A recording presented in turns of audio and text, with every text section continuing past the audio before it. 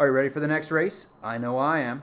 This is a motor out of a vacuum cleaner. Now it has ball bearings in the front and a bushing in the rear, and I've taken the liberty of putting a few drops on both.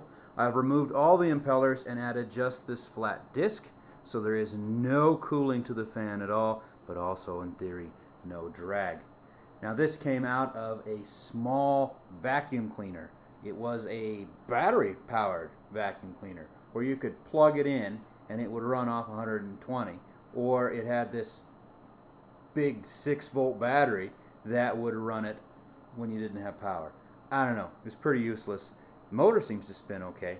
I'm running power directly to the brushes, so we're going to brute force this again. Here we go.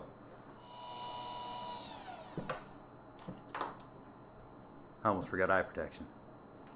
I've seen these things go, and I want to see more of them. Never forget eye protection. Now, here we go.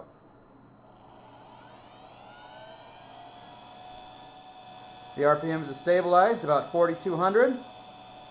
Power on.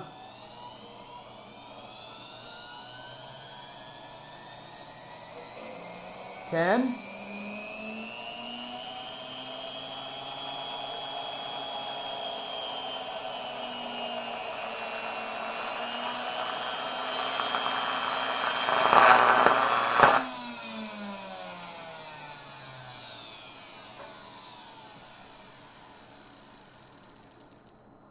Well, that wasn't much good.